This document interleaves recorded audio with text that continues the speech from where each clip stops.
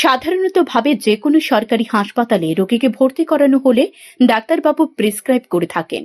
এখানে প্রয়োজনীয় ওষুধপত্র কিংবা ইনজেকশন লেখা থাকে। আর তখন থেকে আয়ুষ্মান কার্ডের প্রয়োজন।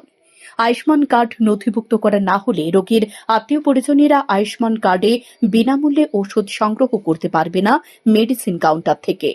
এক্ষেত্রে ব্যতিক্রম নয় আগরতলা জিবি হাসপাতালও। কিন্তু বুধবার আগরতলা জিবি হাসপাতালে দেখা গেল অন্য চিত্র।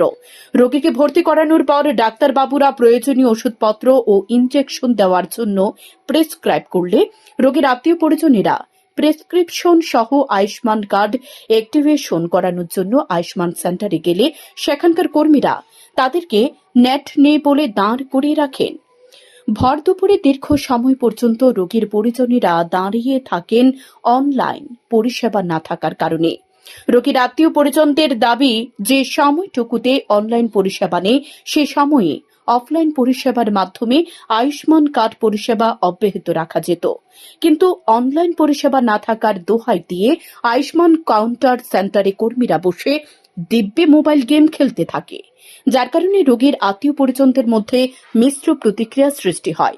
মুখ্যমন্ত্রী অধ্যাপক ডাক্তার মানিক সাহা রাজ্যের চিকিৎসা পরিষেবা সুনিশ্চিত করার লক্ষ্যে আপ্রাণ প্রয়াস চালিয়ে যাচ্ছেন। কিন্তু আগরতলার জিবি হাসপাতালে কিছু কিছু নিষ্কর্মা কর্মীদের জন্য আগরতলার জিবি হাসপাতালের চিকিৎসা পরিষেবা লাটে উঠেছে বলে অভিযোগ আত্মীয় পরিজনদের। এই সমস্ত একাংশ নিষ্কর্মা কর্মীরা কালিমালিপ্ত করার চেষ্টা করছে মুখ্যমন্ত্রীর স্বচ্ছ ভাবমূর্তিকে। স্যান্দন টিভি।